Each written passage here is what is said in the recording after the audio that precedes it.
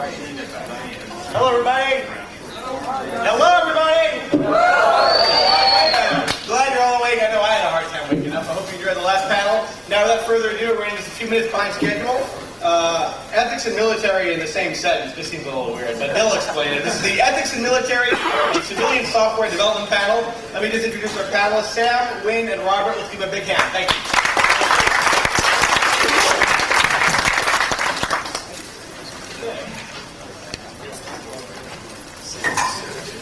My name is Sam Nitzberg, and I'm sure you are already well familiar with Wynn Schwarthow and Robert Steele.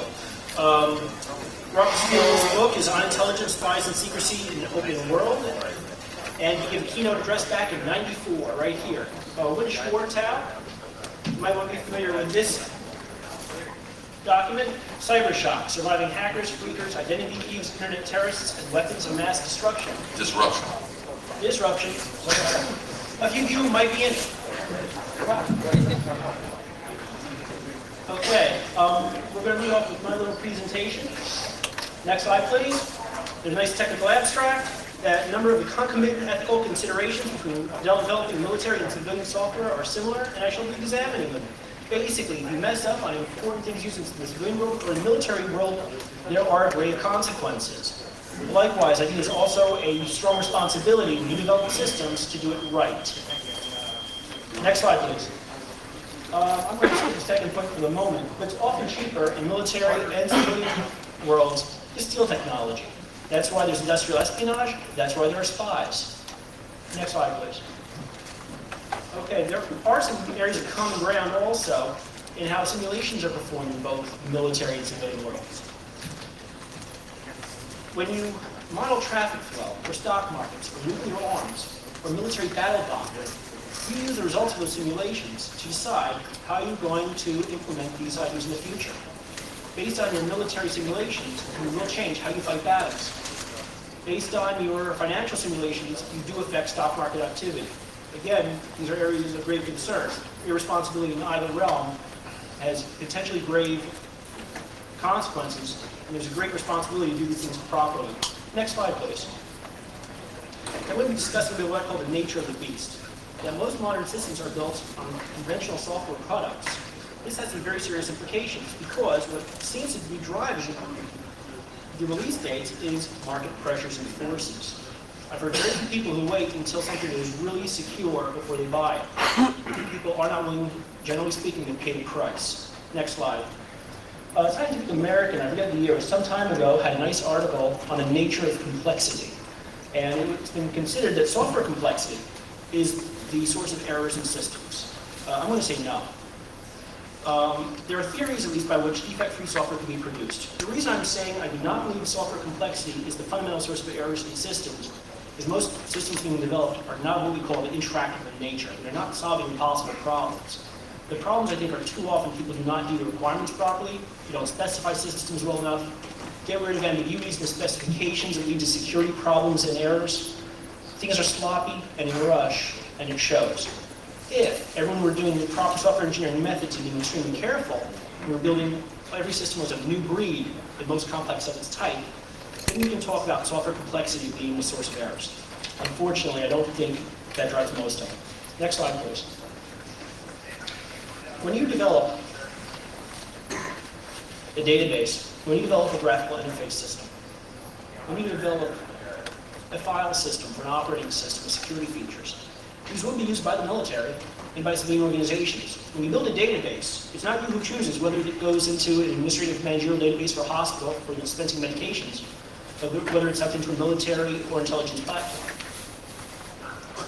What the responsibility is, though, is to do a very good and careful job so this harm is not caused.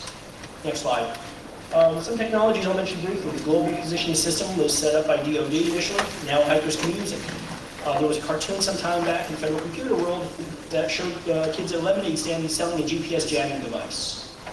Unfortunately, that wasn't that far from the truth. It's preferable that all systems be built securely in all ways from the beginning. The internet itself, that was brought out of DARPA, the Defense Advanced Research Project Agency. I've seen it kind of quizzically referred to as a weapon system that got out of control. It's kind of nice and interesting, though, that it's come 180 degrees and people talking about information wanting to be free on the internet is assumed to be the proper mode of viewing it. What's interesting is it came out of weapons work, the same as most computing. The birth of computing is nestled in military technologies. The first code-breaking machines that were worth mentioning were computers. Colossus was a computer. Early machines at the University of Pennsylvania, I believe, and certainly at the Institute for Advanced Studies, used for ballistics table computation. These are weapons. Next slide, please. Going back to a big Y2K bugaboo issue, the end of the world as we know it, the President's Commission on Critical Infrastructure Protection addressed 5 areas of grievous and great concern if they were attacked or subverted even by the Y2K problem. Information and communications, banking and finance, energy, physical distribution and vital human services. Kevin Paulson, a few of you may know, had the quote that got printed up in Wired. If you knew what the experts know, you'd be buying guns too. I'd say that's good advice in general. The problem being that things besides the Y2K bug would have caused grievous failures. Next slide, please. This was printed, again, Federal Computer Week, that in order to mitigate the risk of an accidental nuclear exchange, the Pentagon shared information with other countries. It shouldn't have come to that. The problem is people built systems, they knew about the Y2K problem, and it wasn't known if it was all addressed adequately. Next slide. First thing, the Y2K issue, as if you haven't heard enough about it, not as a success, but as a great failure. At its core, we had a simple problem that was well understood. We had early warning. The first documents to address it that I know were in 1984 approximately. I believe that was an IEEE document. I see this as a grievous scientific, managerial, and moral failing. You found out probably the same way I did, everything would be okay. You sat around waiting for the TV and the lights to go out. I think it was largely a matter of luck, that people scrambled and somehow it all managed to work together. I think whatever money was spent on mitigation was well spent. It just shouldn't have done a decade earlier. Next slide. On the subject of professionalism, I've got a few thoughts. Some people talk about licensing as a solution to many of these problems. I personally don't see it as a solution. But I will mention something in passing. Barbers and hairdressers need licenses because they work on your hair. If they mess up, you might get a bad hairdo. Civil engineers build bridges, and if they fall, well, people might get hurt. Prostitutes who are lawful typically need regular medical testing and have to abide by what's called safe practices. Now, software engineers design and construct medical diagnostic equipment, medical dosing systems that give you computer-controlled X-ray doses. They build air traffic control systems, strategic nuclear arms systems, software components of anti-aircraft and missile systems like the Patriot, aeronautic fly-by-wire systems, such as those used in the space shuttle, the stealth fighter, and bomber aircraft, and automotive computer systems. I'm getting my car fixed this weekend. I'm painfully aware of the cost of having a computer system fixed. Programmers build all these things, including banking and financial systems. They don't need licenses. See, they can't hurt anybody. Now, regarding warranty issues, next slide, please. Thank you. This is not too atypical an item here, this warranty. Let's see some of the things this one says. They want the diskettes on which the program is furnished to be black of color and square shape under normal use for a period of 90 days from the date of purchase. I don't know what happens after 90 days to the shape. A good colleague of mine mentioned, this is false. Diskettes are not square, they are generally rectangular. If you lose $1 million because this messes up, it's you without the million, not them. If you don't like it too bad, they reserve the right to do nothing. They didn't want a disclaimer at all, but the owners insisted, and we tried to ignore them. And the big thing is that you pay for software updates. Even if the software doesn't kill or hurt anyone, you have to pay for it when things go bad. I'll mention briefly the USCITA, which I still haven't figured out how to pronounce, which would make it legal to make software as bad as you want, and people are bound by these shrink wraps. It winds up you're not purchasing software nearly so much as renting it. And if it doesn't do the job, that's okay, because no one ever promised to do a job competently anyway. Next slide, please. Okay, a friend of mine down in Australia, Emma Rooksby, is a philosopher. I believe it's University of Queensland. Now I'm going to give her a quote, which I think addresses this issue of licensing rather nicely. And not just licensing, but how we view and develop software in general, and what we do with our computers. You'll bear with me, it's a long quote.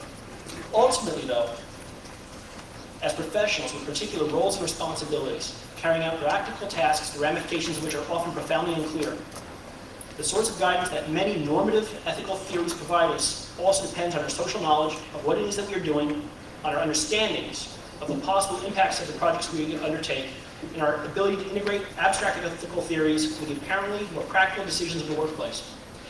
Now, this is the key.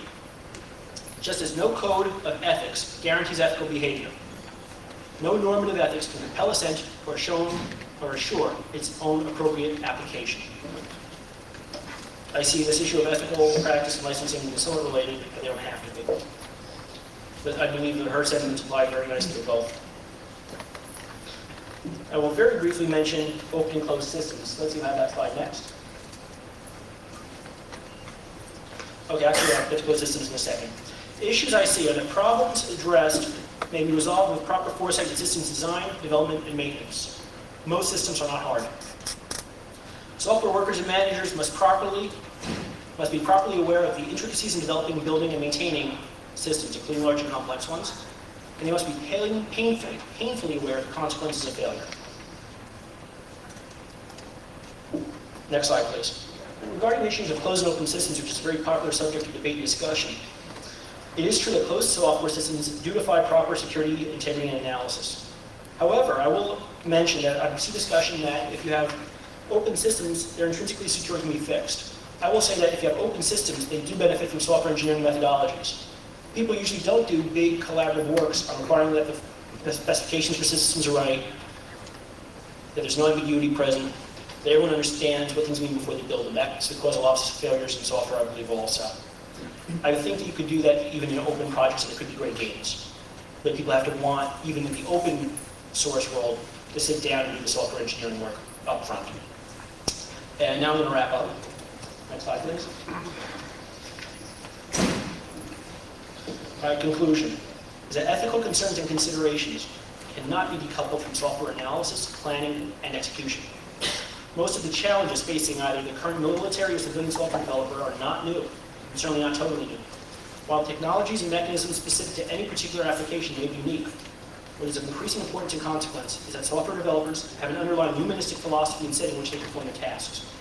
The fundamentally sticky problem in software development continues to be that developers must understand both the nature of their work and the consequences of their potential failures, and take steps to ensure that their projects lead to safe and highly successful deployment. Next slide, please. Thank you. And I'll yield to Mr. Wynn Schwab. And if you want to keep slide number 1 on. I lost my voice a couple days ago talking too much. My wife was quite happy about it, but you're going to have to suffer, I think, for a couple of minutes. Unlike Sam, I'm going to say some things, hopefully, that will get him fired on Monday, because he has a day job, and he has a day job he can't tell you about. And I can say things he can't say because I live in an unclassified world, and he may or may not live in an unclassified world, but I can't say, neither can he. May I say something? Just for 1 second. Here comes the disclaimer. Something I meant to say up front. I'm going to make one request of the populous room and to the media that I'm representing myself on this day, and any mention of my discussion this day, I will request that you indicate that I'm not representing a firm or organization, but myself as a software professional. Thank you, and I'm sorry to interrupt. No, that's quite all right, man. See, now we see where he's coming from. I'm going to look at ethics from a slightly different angle. Military and ethics, actually, they do have a great deal in common, but the problem that we face here in the U.S. from an ethical standpoint in the military is whose ethics are we going to go by? Are we going to go by the U.S. sets of rules that make us so comfortable, warm, fuzzy, mom, apple pie? Or are we going to go by the sets of rules and ethics where the Europeans, by our standards, are allowed to cheat? Or are we going to go by the Far Eastern sets of rules by different countries where an entirely different set of ethics and business rules apply? Whose rules are we going to use? And this prevents an awful lot of problems to the military and the civilian support community to the military of our behavior. How do we behave? Well, let's look at how the military has behaved with certain software over the years. And these are the things that may get him in trouble on Monday, which I dearly hope. Back in the early 1970s, when Poland was still part of the Warsaw Pact, in the good old days of the Cold War, Poland wanted a new telephone switch. So there was really only one place to buy a telephone switch at that time, that was to call up AT&T. So AT&T calls the State Department, says, hey, we got to sell a switch to Poland. State Department, surprisingly enough, says, no problem, sell it to them. However, please put this inside the switch. And what was that? It was remote detonation controls that in case the Russians came marching through Poland to invade Western Europe, we could shut down remotely the entire communications infrastructure of Poland and hopefully thwart some of their advances. The U.S. has been doing similar types of things with other export devices, and currently the biggie that you would hear about if the government were talking, or if Sam were talking about this, would be North Korea. Big stinks, we hear all about the stuff going on in North Korea. They're not supposed to have AS-400s, it's embargoed technology, it's not supposed to go there. Where are they getting it? They're getting the AS-400s for the missile control systems through India, through a deal with IBM/India, and there is certain hunks of software sitting in there that give the U.S. a very strategic advantage in case North Korea starts acting like a bad guy. Ethically, on the other hand, North Korea, according to the FBI, is the country that has implanted more Trojan horses in commercial U.S. systems than any other country around the world. So we have this ethical dilemma that also revolves around the issue of posse comitatus, which is the U.S. law that says the military cannot do anything here in the U.S. because it's against the law. This was passed after the Civil War. So the problem is then, how do we take care of business ethically? Well, we're faced with even more problems when you start looking at the quote-unquote "hey you" phenomenon. The "hey you" phenomenon affects the military as much as it does the commercial sector. If you're sitting at a water cooler and you're talking to somebody and a boss comes by and says, "hey, you know how to run Word, don't you?" "Yeah, I can use Word." "Okay, would you be the Systems and Security Administrator, please?" It's the "hey you" phenomenon. But even compounding that more, and to be not politically correct, because that's not what I get generally hired to do, when we look at the systems administrators of the support systems for the global infrastructure of the U.S. military, who is running the systems? It's not even so bad the "hey you" guys as it is foreign nationals, non-U.S. citizens, running the mission-critical support unclassified systems around the world. What this ends up with us facing, and I'm sure Robert will touch on this as well, is no country in its right mind is going to come after the U.S. with a whole bunch of missiles. It's not going to happen. Nobody's going to start flying planes in San Francisco Harbor or bringing submarines up the Hudson River. It's not going to happen. What they're going to talk about and what they're going to be looking at is doing is what is called the rear echelon attack. And the rear echelon attack is going after the toilet paper, the marching orders, the food, all the bits and pieces that enable the warfighter or the peacekeeper to do their job in whatever particular mission that may be. Unclassified systems are generally very, very poorly protected. Very, very weak. And former four-star General John Sheehan said the same thing. He says, the rear echelon attack is today's modern version of the Battle of the Atlantic, which is what the German U-boats did. German U-boats were attacking the shipping lanes in the North Atlantic so that the soldiers couldn't fight. The same type of situation is existing right now in the unclassified support systems for the military. We don't have answers on how to do all of this and still remain politically correct. The last issue is all software is legal, as you probably know from the recent Supreme Court announcements. This also means that all software is legal for the U.S. military. And they are developing some fabulous offensive software. The question is, when do they use it? When can they use it? Should they use it? And these become some of the ethical questions that we're talking about. And ultimately the issue of what is the distinction between military offensive software and vigilantism in the private sector? If and when the cops will not support a particular organization or individual when a crime has been committed against them, the cops won't do it. Should you do it on your own? If the military gets attacked electronically, quote unquote, into their .mil systems, should they respond with offensive software? Well, they have responded with offensive software. They have done it domestically. They've broken every known law in the universe with respect to this. The Pentagon lawyers have gone ballistic over it, and now there's a policy for non-response in order to meet current law. Is that an appropriate ethical response? These are some of the questions that are involved with the use of software, application of it, offense and defense. And when we get to the question and answer period, hopefully we'll get some of your thoughts and we can address some of those issues. Thanks a lot. Here's Robert.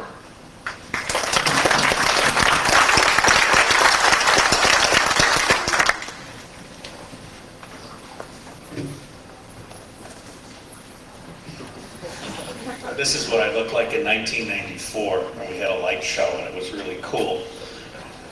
70 pounds lighter, yes. I'm glad to be here, and I'm glad that you're in this room, because ethics is not some highfalutin concept that academics can talk about. It actually matters at the end of the day in terms of whether your children have a good life. And most of you, I hope, will have children. Goes back to Pogo. We have met the enemy, and he is us. Bill Gates is a threat, not just to national security, but to national competitiveness. His stuff shits. And what that really means at the end of the day is that American productivity, gold-collar, knowledge worker productivity sucks because he's an asshole about his APIs. All right? That's what ethics is about. It's about making this country not just safe, but productive. Stupid is rising. The idiots that used to flip hamburgers are now selling at Circuit City. We have a major employment crisis in this country. Smart people are in short supply. All right? You guys, I listened with great interest to the thing this morning. I'm the guy that stood up here in '94 and said hackers are a national resource.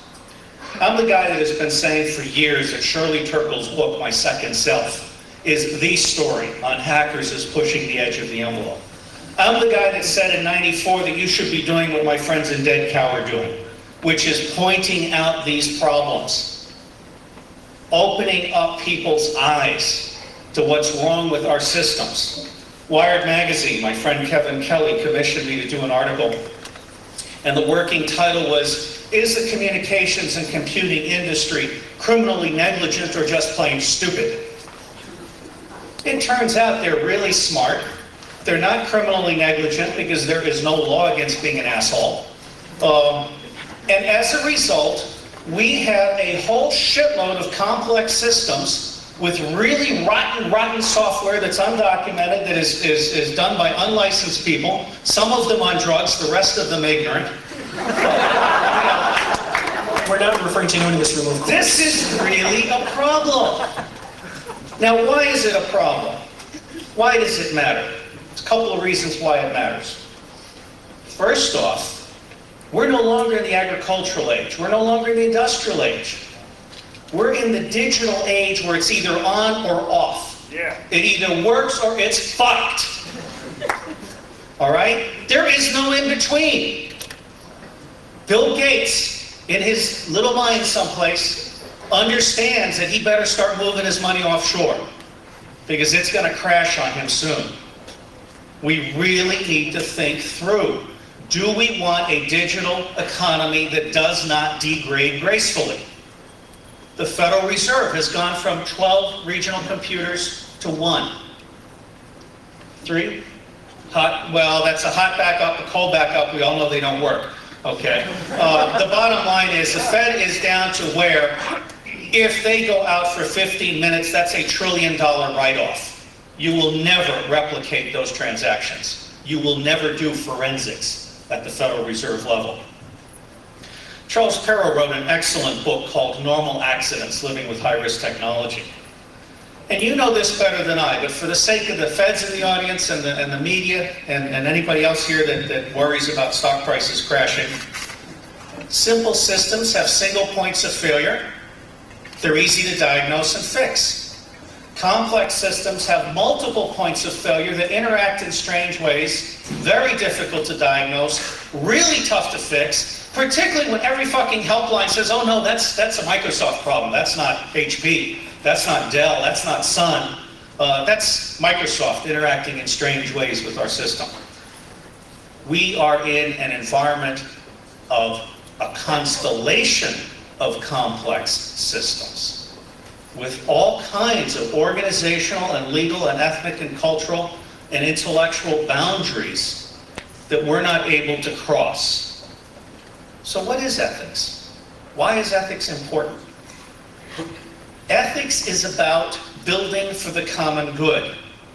Ethics is about establishing due diligence standards so that when you buy a car, the bolts on the wheels are actually screwed on. Bill Gates is selling computers without wheels. They crash a lot. Okay? And unfortunately, he is the 9,000-pound gorilla that's fucking up the American economy.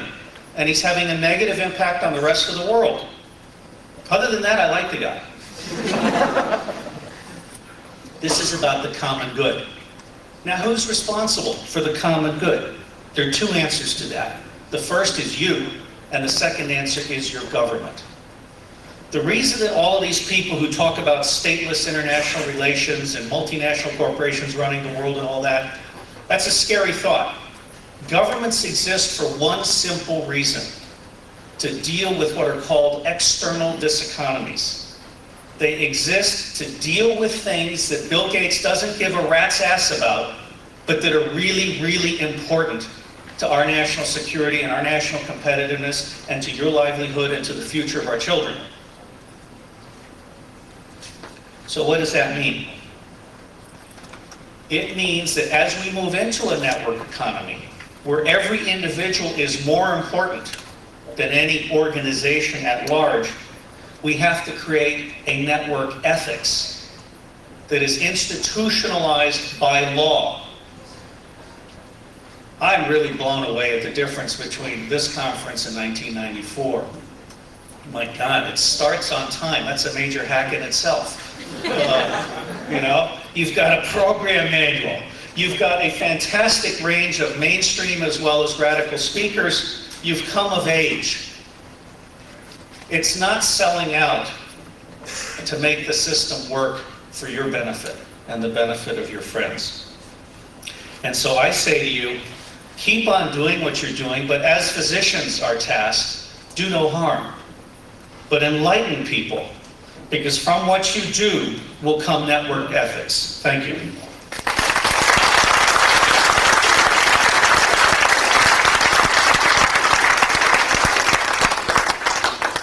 And now we have some time for questions, so jump in. The young man in the blue box t-shirt. They're all young men. The one wearing the blue box t-shirt in the third row across from me, sitting just off to the left. Yeah, this is for you and Robert. Who do you think should manage, like you were talking before about complex systems, who do you think should manage complex systems such as APIs, OSs? Should it be the managers that know what the clients want, or should it be the code writers who actually type out the code and don't give a rat's ass about deadlines? I'll give mine first. First, operating systems are an example of a type of intricate system. In most cases, they're not what I really refer to as the complex systems. They can be. In a certain matter of thinking. I certainly don't put it down to the programmer. One thing I advocate, although it does impact your software release dates, is that you first figure out what a system should do. Do your upfront software requirements. You build specifications, exactly what is this going to do, and preferably, not necessarily a true formal model, but some kind of mathematical model, make sure there aren't ambiguities present, so you find what files and systems such that how they're set to be secure, it could be ambiguous, where you remove some of the discretion where it needs to be opened in a weak or strong fashion. You define what strong is. And managers, a lot of work depends on managers, but I believe in not having all software run through a linear process. We have to have this oversight and responsibility teams where people are signing off, they've done the studies, and that certain criteria are met. There are books on how to produce software through these regimented programs, how to review code manually to walk through it, read it, make sure that certain real bad practices aren't there, to make sure that you've covered the big stupid sources of errors that get in there by negligence. I feel that 90 to 95% of all the security problems can be addressed through some forethought. That often takes multiple teams, not just managers. The one, maybe one or two individuals whose butt will be on the line if they screw up and don't get their quality right. Unfortunately, a big part of it is on the hands of the customers who are buying stuff that often is inferior and they know it. I'll defer now. On the complex system, some of the work that's being done now is going to kind of change the way we look at complex systems for two reasons. One, we're starting to understand chaos theory a little bit more, complexification, and start to understand how the mathematics will apply to real-world systems, and we're just kind of the leading edge of that. And if you're interested, the Santa Fe Institute down in New Mexico is doing some fabulous research in that area. The second thing that's coming out, and Sandia National Laboratories just announced it a couple, 3 weeks ago, and there's some similar stuff coming out of Los Alamos and Oak Ridge, is autonomous agents without any central authority to be distributed through certain types of networks that will end up becoming the inherent management agents of the network without having to involve individuals. Now, whether that's good or bad is another issue, but they are producing the software, and that's they're starting to do some beta testing on it now. Bad. How are they producing? Hang on. We'll get into all that cool techie shit in a minute. Let me just answer the question. Nobody should be allowed to control standards.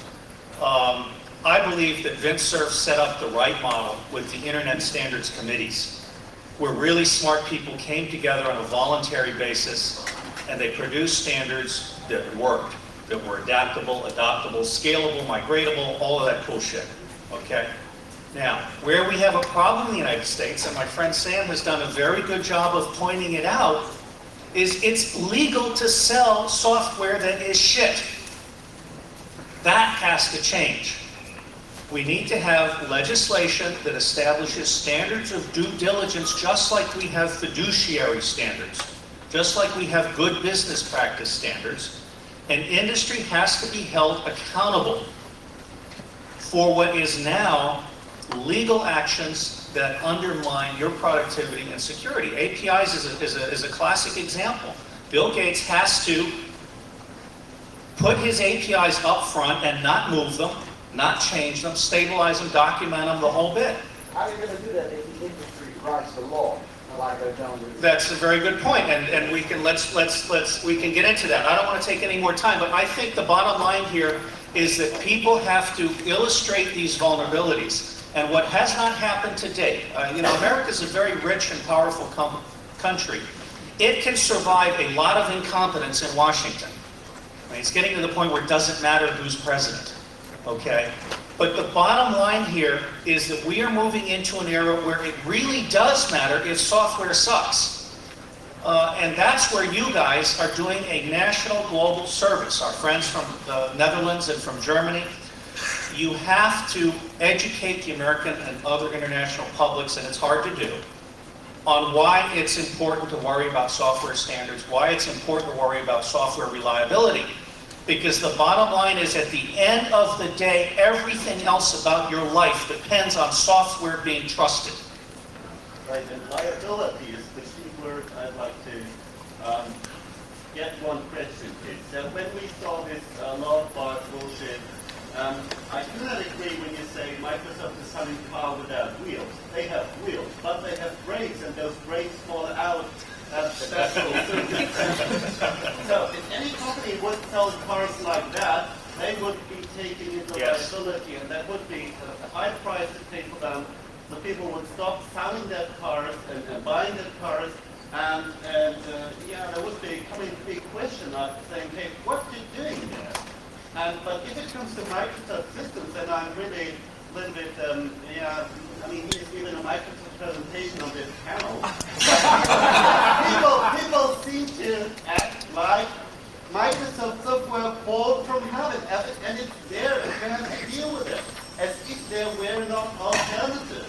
So I don't understand why Microsoft software is used within this community here. And I'd like to ask you on the panel, if liability as a topic for people making law would be the key idea to change that asshole business. Liability is very important. I never thought I'd say we need more lawyers, but this is it. This is the big new one. And you're not going to say. All right, I won't say it. Liability is the issue, but the other thing is Bill Gates is an accident in a lot of ways. He's the guy that didn't tell IBM to piss off when they said they wouldn't sign a non-disclosure agreement. And he was number 2 on the operating system. Okay? He was runner-up. But then he became a marketing monolith, and he ran it through the system at a time when people weren't smart enough to know better. Now we're at a tipping point.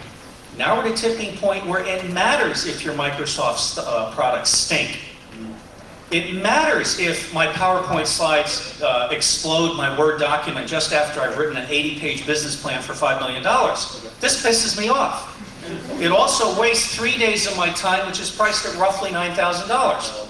I've just lost $9,000 because of Bill Gates' lousy software.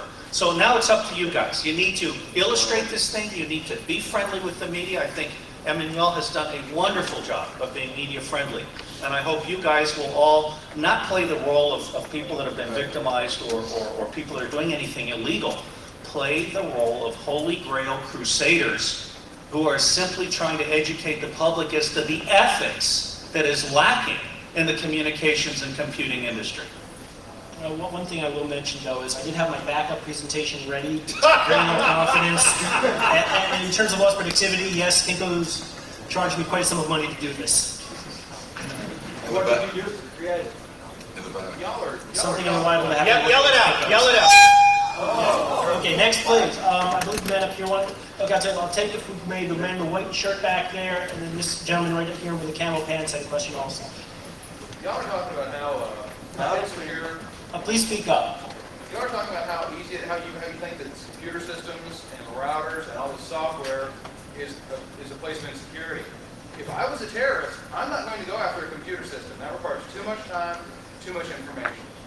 I'm going to do something. I'm going to go after power and water. Power is horribly insecure. So is water. You take those down, you shut down a city. And or for another one, you take down traffic. Another easy one, you can block down 2 interstates with a couple of junkers, and you shut down major routes in and out of the city. I believe Wynn will be very happy to respond to this question. Yeah, should we get water to that bill? Because if you want to get terrorism, that's another topic. We're talking about technology falling out without terrorism. No, I agree. The question's a little off topic, but I mean, there's still computer systems behind all of those things, and it depends upon your objectives. I think it's a little off topic. The ethical issues of how critical infrastructures are defined and which ones require, whether legally or legislatively have to be protected is one of the ethical issues we're dealing with here when we start judging what is major vulnerabilities to large civilian populations.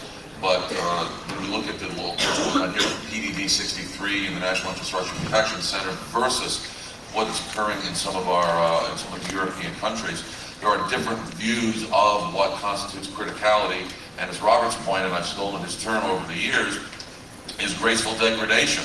How do we gracefully degrade ethically, legally, operationally from the current state of operation when things screw up? What do we do? How do we do it? I was in Paris last summer and I was trying to buy a Diet Coke for my kids, and what happens on the big menu screen up there? There's an NT error. I couldn't pay my Diet Coke until they rebooted NT at the fast food restaurant in Paris.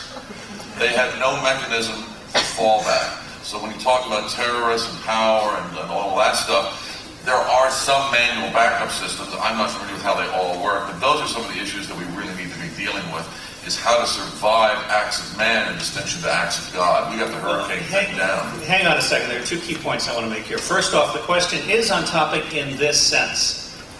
The communications and computing industry in the United States is giving not just terrorists, but criminals who are smart enough to not brag about what they do, and information vandals, people who are very, very angry, they're giving them a wide open door. The information industry is out of control. Now, a couple of comments. Mish Kabay and I had a wonderful debate, the terms of which were are hackers a national resource or pathological scum? And it ended up in a draw. But Mish is someone I really respect, and he's got a pie chart in his book, which shows that 50% of computer-related errors are from data entry problems associated with bad design. Another 20% come from a lack of backup, fire and water damage. And there are an awful lot of people in this town and other places whose idea of a backup is the magnetic tapes in the same room as the system. Okay? And then 10% were from dishonest individuals who sold out. They were authorized users doing unauthorized things. 10% is disgruntled individuals seeking revenge, authorized users doing unauthorized things. 5% were from viruses, and the last 5% was from outside attack. So I say this to put it in perspective. We have met the enemy, and he is us. What I'd like to do, we're running short on time.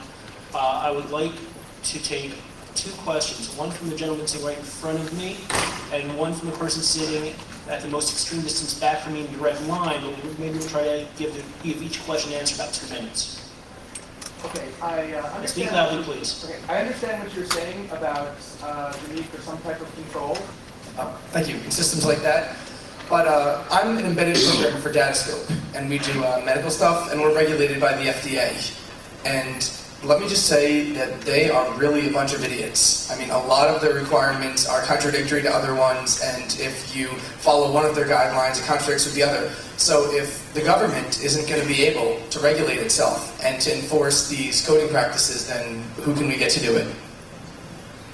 One of the issues that I have, when I stood up the Marine Corps Intelligence Center, which I had a budget for about 100 people, and the Secretary of the Navy in his infinite wisdom told me that I couldn't hire anybody above the rank of GS-9 without his direct personal approval. What you have is a government that is running on 1950s laws and 1950s concepts of personnel functionality. You have a government that is largely ignorant. There is a huge, huge gap, and of course Hacker Crackdown by Bruce Sterling on the gap between what the Secret Service really understood, which was nothing, and what you guys understood about this stuff. It's going to take a quarter century. It is going to take 25 years, but ultimately what we're going to have is a very small government that serves primarily as a coordinator to harness distributed intelligence around the nation, and that's the core of my book. You guys are going to be in charge, and you're going to do peer reviews, and you're going to judge yourselves, and it's going to be real obvious who knows their stuff and who doesn't. And out of that will come a form of virtual standard making and so on. But right now I will say you are dead on target. The government is not only 3 to 6 years behind on software patents, on understanding software, on regulating software, all of this stuff, but they're probably 10 to 15 years away from having fully competent people. So this is a long road that we're going down. Okay, also I advised that we have a little more time actually than I thought originally. I will take a question from the man directly in line for me way back. But ask me to speak loudly, so welcome here. Thank you. All right, shouldn't competition take care of this? I mean, why would you buy that product? Shouldn't competition take care of all this? Well, there are quite a few construction firms, and there is some competition between them, but there are very stringent restrictions on who can put up a bridge and what's involved before you can put up a bridge. There's competition. You can't give me $5 million and then me and 20 of my buddies go and build a bridge. If you have $1 million to do it, I'll take it, and I'll do what I can. I won't be #1 man across it with my Jeep. If anyone has anything to add? I really got to argue with that one, Sam. You haven't lived in New York a whole long time. Okay. The highways have potholes the following day because they were built by the lowest bidder. The Mexican concrete slabs in Southern California destroyed 200,000 homes with level 3 earthquakes. Lowest bidder problem. The competition issue, one could argue that there is no free open competition because Microsoft only has 93% of the market. Is that free competition? That's what Congress is trying to decide, and the Supreme Court and all that. They're trying to figure that one out right now. But again, keep in mind that the issue of competition becomes very different when we look at it at the global level. Over in Europe, the private sector and the government can work together in profit-making endeavors. Look at Airbus. That's how they got their act together, financed with billions and billions of various governments in concert with the private sector. Now Boeing is worried about a lot of stuff. Over in the Far East, monopolization is considered good business. It's fair to do that. So when we start talking about competition, we really need to define, again, where are we talking about? Are we looking at this as the US-centric, we rule the universe?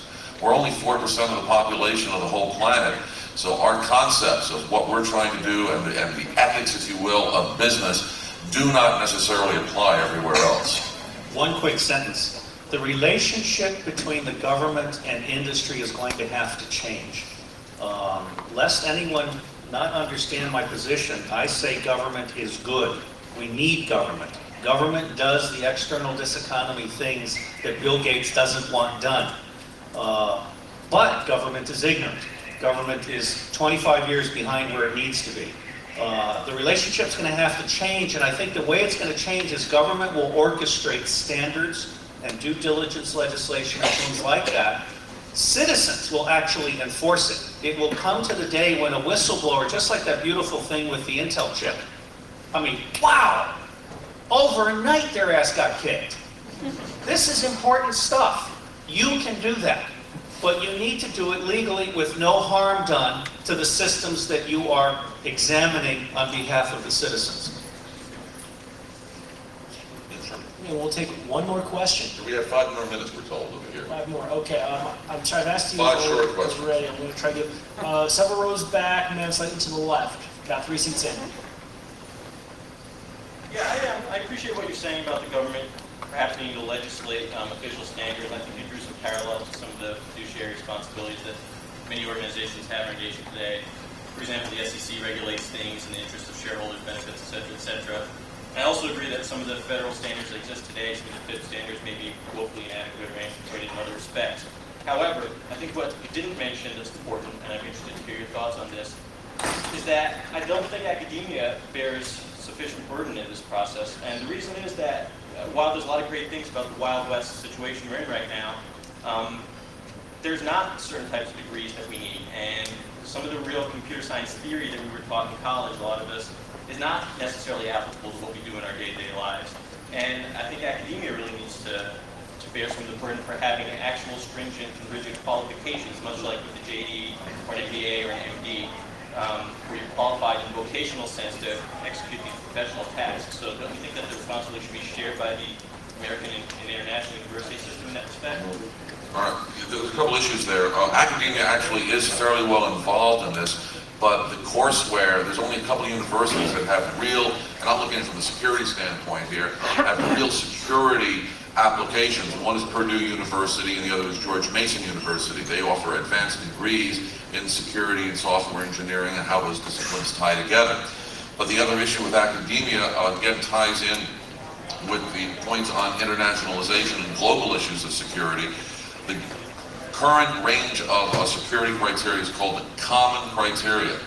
And the U.S. has basically sat out of it because the Europeans and other countries have all gotten together and said, yeah, we like this stuff and we're developing these standards. Academia is heavily involved in those processes to develop standards on an international basis. And basically, whether it's the government politically or it's the NSA and the National Bureau of Standards, NIST, but we are not participating actively, even though beginning 30 years ago, we're the ones that developed the original standards. So we're sitting out. But academia is fairly heavily involved in these processes. But development of standards is one thing. On an undergraduate level, the people that are actually entering the workforce, that's more what I'm talking about academia. I mean, I don't know how many universities now have finally actually geared up away from the pure computer science programs into the more applied sort of degrees. But you know, at the graduate, high academic level, developing the standards is one thing. Sending qualified people into the workforce didn't just go to some 8-week crash training course is something totally different. Let me make a couple of quick comments because you're onto something that's very important. The next president, I don't know how many of you read that Wired magazine about a month ago, but it had this wonderful thing which says essentially most of you are going to live to be 100. Okay, the lifespan of Americans in particular, but people all over the world is changing. 100 years old. The next president is going to have to come to grips with the fact that the retirement age in this country is going to have to be moved out to 75 at a minimum. The next president is going to have to come to grips with the fact that most people, when they graduate from college, aren't qualified to do anything. Okay? They're party animals. They might know how to read, but by and large, they don't have the kind of practical skills that you have. We need to deconstruct and revitalize our entire educational system, and fully half of it has to shift over into what some might call vocational, but what I would call cyber education and corporate education. And you literally have to get recertified every 2 years at a minimum. You have to refresh yourselves. We have to significantly increase the amount of money that corporations spend on education. Unfortunately, today they're spending money just teaching people to read and write after high school education. The last comment that I would make is that the US government is spending billions and billions and billions of dollars on classified information technology. Now, what's wrong with this? The Defense Advanced Research Projects Agency, in 1 year that I'm familiar with, spent $70 million on data visualization software pilot projects in areas that had been abandoned by Hollywood 5 years previously. Okay. We literally are not doing a good job of following the development and emergence of critical technologies. And why is that? It's because of secrecy. Had cold fusion been a classified project, it would still be alive today. We have literally cut off and pissed off academia in relation to the secret world. And that's why I really endorse and agree with most of what Senator Moynihan from the state of New York has to say when he sums it up in his book on secrecy by saying secrecy is for losers. By and large, you don't need 95% of the secrecy that we have in the US government. And by and large, you can accomplish 95% of your national security and national competitiveness objectives by being open and ethical and legal and by embracing and bringing together everybody. So the issue you've really raised is, are we going to talk to one another for the rest of our lives, corporate, academia, and government? And that's something that's going to take several decades to play out. I'm just going to mention one thing and we'll close up. My own perspective on the answer is applied knowledge is very good, very useful, and very necessary. But if you want to break codes, there are lots of computer applied tricks you can use, but it also helps if you do the math. Yeah, so I do believe in rigor. If anyone wants to take these issues up with me in person, if anyone objects, I'm at sam@imsam.com or www.imsam. These gentlemen are well known. You can look them up on the web. There's a lot of interesting stuff out there. I'd like to thank our panelists for a very interesting discussion.